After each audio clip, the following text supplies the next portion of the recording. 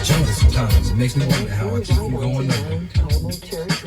It's like a jungle sometimes. It makes me wonder how I keep from going under.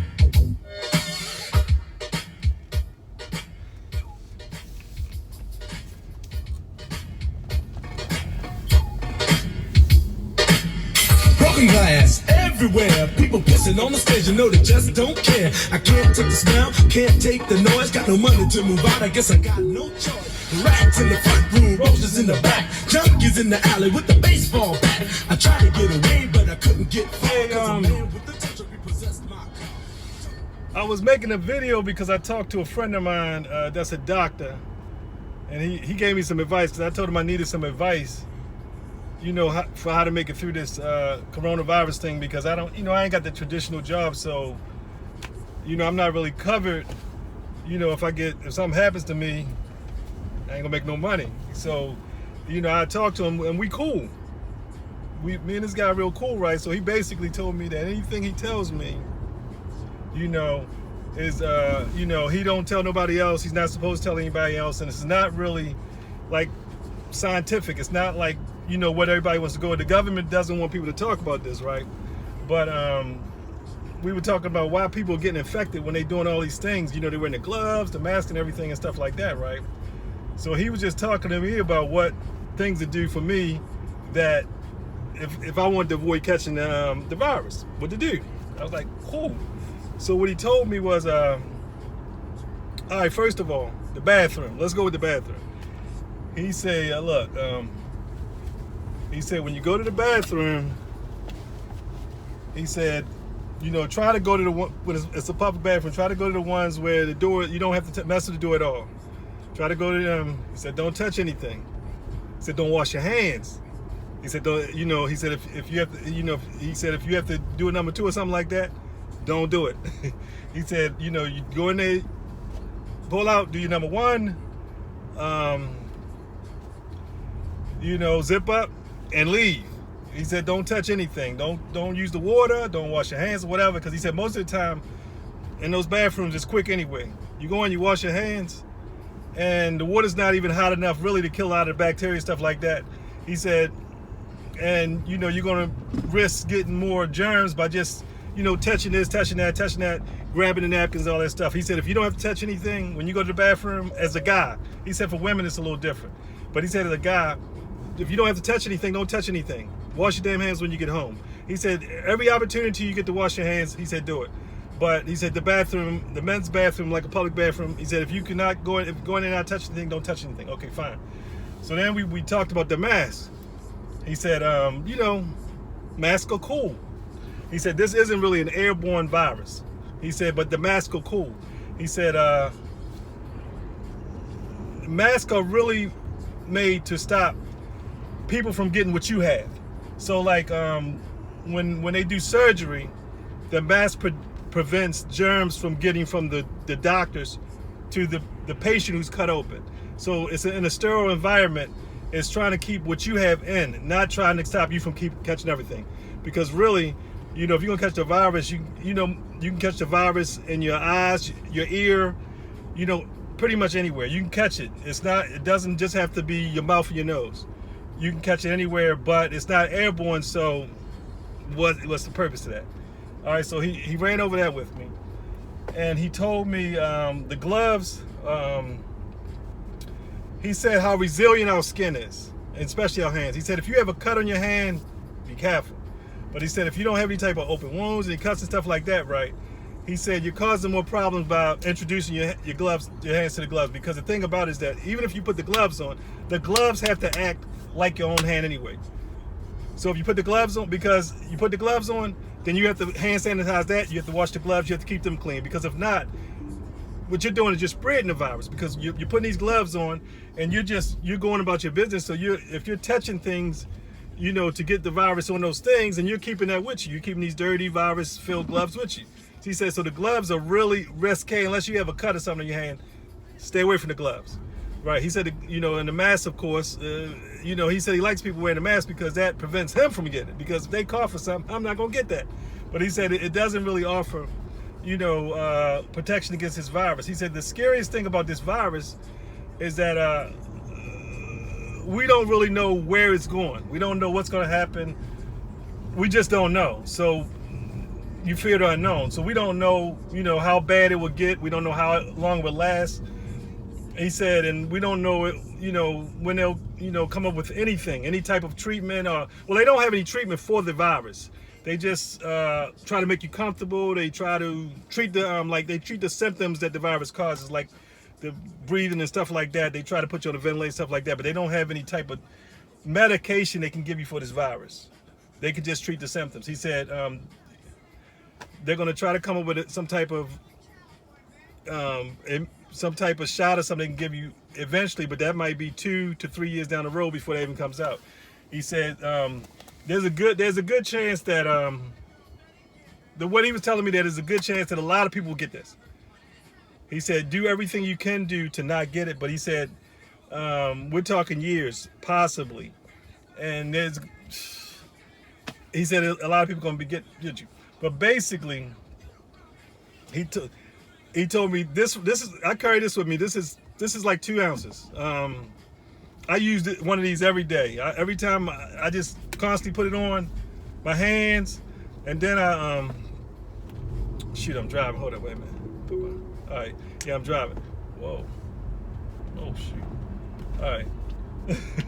All right, I put it on my hands,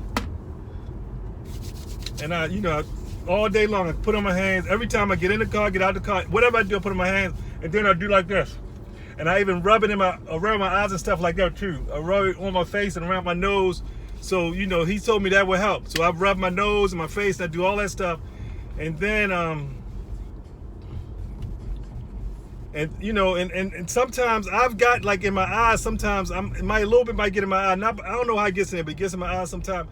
And it burns bad. And the thing about it is, is that I think once it's in my eyes, turn left onto Weir Drive. I don't know. I mean, I think when I got it in my eyes, it burnt for like maybe 2 or 3 days. I mean, it was a while, but I just can't really afford to get this, because I don't want to get it, because I don't know I got a lot of people depending on me, and I don't know how it's going to affect me. But now turn left onto he Weir said Drive. To not just to keep this with you, the hand sanitizer, not just to keep it with you, but to put more on you than you think you might need. Not more on you at one time. No, just the frequency. Just every time opportunity you get put. In other words, build a layer on you. And if you want, lick your hand. If you don't taste this nasty taste in your hand, around your mouth and stuff like that, go ahead and put some more. He said just do whatever you can to protect yourself. But the gloves and the mask are really just, it really more or less makes you feel safer than you really are. It makes you feel comfortable. Like I got this mask on, I got these gloves, I'm straight. Whereas the gloves can actually cause more problems than anything else. These gloves, putting the gloves on, because they actually will help you to take the virus home with you, to put in stuff like that. And he told me when you get home, first thing you do when you get home, he said, take your clothes off and wash them. After you wash it, then wash your hands. After you wash the clothes, wash your hands or whatever. Because the thing is that most of the time, see how I'm doing this right now?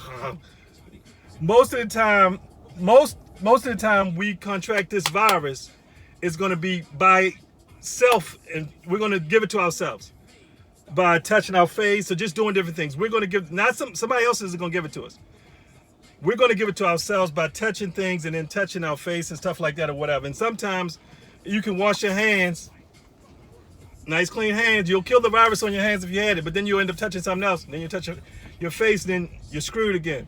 So basically, always try to keep hand sanitizer on you at all times. Keep it on your hands. And whenever you can, avoid touching your face. Of course, you don't shake hands, stuff like that, but just don't listen to a lot of things that people tell you. And the gloves and the mask is not going to hurt you. Now but right onto the gloves can actually cause you to, just to transport the virus to, other people, to people in your home, stuff like that. Because you're going to have these gloves on, you're going to keep them on. And then you may even touch yourself with the gloves on, because your hand, you're a little bit more aware of things. So So what I was saying is, and he was telling me one of the biggest things is that Grove Drive. when this thing first came out, everybody thought it was like the flu, right? And he told me it was nothing like the flu. He told me it's a totally different strain. I didn't understand. I'm not a doctor, so I don't know. But he told me it's a totally different strain of the flu. It's not even the same family. But what he did tell me is that that now they're saying there's 2 strains of this thing going out already. He said it's 2 of them. And he said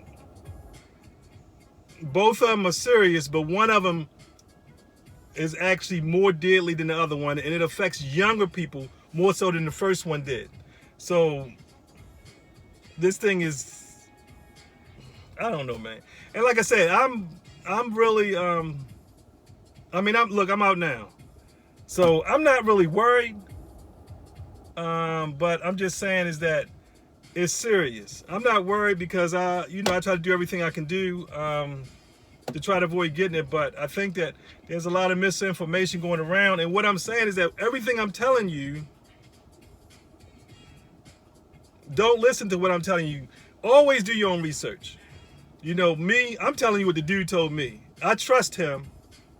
So what he told me, he won't tell you, and he can't tell any of his patients either, because he's not legally able to tell his patients to lay off the gloves and the mask, and not to always wash your hands. He said every opportunity you get to wash your hands, but make sure the water is hot, and you do a thorough washing of your hands. And after washing your hands, then go with the hand sanitizer again. Because we have to kill the virus before the virus kills us. We have to kill it, because if we don't start doing that, if you stay away from people so that you don't catch the virus, you're not going to catch the virus. If you're not around anybody and the virus sitting there, you're straight. But most people can't do that or can't do that. So he said, a lot of us are going to catch the virus. The best thing to do is don't worry about the gloves. Don't worry about the mask. Keep your distance from people. The 6 feet, that's probably good, because basically the virus isn't airborne. So basically the way you catch it from somebody else off the tizop is if they cough or something and you're close enough to catch some of the little droplets or whatever, right? And another thing he was telling me about the washing the hands in public place, stuff like that, right? Is a lot of times the water's not hot enough to kill a virus, but what happens is you'll end up leaving with damp hands. And he said the virus will be able to live on those damp hands. And so you're actually making things worse sometimes, because a lot of guys will go in the bathroom, they'll turn the water on, get their hands wet, no soap, cold water, and leave. See, I don't know what happens in the women's bathroom, but a lot of guys do that. Yeah, they do. They hit the water, they might grab a rag, wipe it off. But basically what you did is you made things worse. So if you got, say you got something bad going on down there, or you got something going on with you, it's already in you. So you ain't got to worry about anything that's in you. You don't have to worry about. So when you go to the bathroom and you touch yourself or whatever and it's dirty and nasty, that's already in you. You ain't got to wash that off. You got to wash off what's all around you. Like when you go into the bathroom, all those germs that are around and all that bacteria and all that nasty stuff that's around that's not gotten to you yet, that's what you're trying to worry about. Now it's good to wash your hands and stuff like that in the bathrooms, because you don't want to go shake somebody else's hand and they be getting what you got. But that's really for them. That ain't for you. You really need to concern yourself with what you. Now, don't go shaking people's hands, but you have to be more concerned with you to stay safe for you. But anyway, like I say, I got to get ready to get back to what I was doing. I always listen to old hip hop, because the new stuff, the dudes wear those skinny jeans, they dance around like women, and I'm too old for that. We didn't do that. So when I reminisce over you,